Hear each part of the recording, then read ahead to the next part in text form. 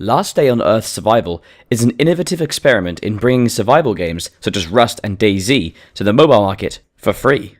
In Last Day on Earth Survival, you control a character seemingly having just crashed its car in an apocalyptic scenario. Around you, in a grey square the game warns you would be unwise to leave without first building a house, are supplies, trees, and rocks. Through intuition and exploration of the UI, you can build elaborate structures and defences, then leave your initial area and go raiding. In a similar manner to the ever-present tribal games like Trivian for the browser, Last Day on Earth is entirely based around raiding other bases and going on journeys to other areas. Your initial area is used only for your house. After that, you've got to go further afield to find more goods. Across the world map are respawning loot areas, usually geographical locations such as small town or creepy forest. Inside will be wandering zombies, supplies, and natural resources for you to harvest. The core gameplay is balancing your energy in attempting to gather supplies and fend off monsters from your base. However, that simple description belies the most interesting part of Last Day on Earth Survival. You are not alone.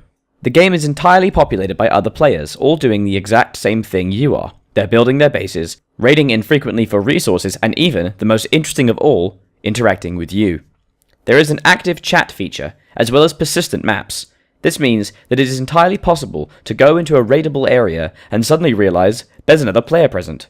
You can happily gallivant over towards him, exchange pleasantries, or you can do what everyone else is going to do and immediately murder him for his baked beans. This player versus player edition turns what would have been a simple resource gathering, base building game into an active PvP struggle that has real potential to engage the player. When going visiting around other players' bases, that is, attempting to steal anything that is not nailed to the floor, it is incredible to see the types and variety of construction completed by the player base. There is clearly an active community interested in creating lively, active combat and conflict. Last Day on Earth Survival is clearly trying something new. Rust, DayZ, and H1Z1 all have managed to corner the market for survival/player versus player simulation games for the PC. They have no real rivals for that market. In Last Day on Earth, the developers are clearly trying to bring this active and engaging gameplay to the mobile scene, without the stigma of a high price point. The only significant downside of Last Day on Earth Survival is the clear presence of pay-to-win possibilities. As in any free game, Last Day on Earth presents the option to buy upgrades and equipment.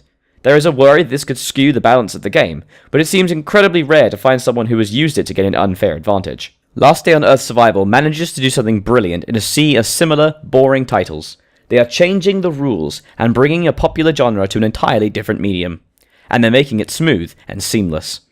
Even if the genre isn't your preferred gameplay, Last Day on Earth Survival is worth checking out for the novelty alone.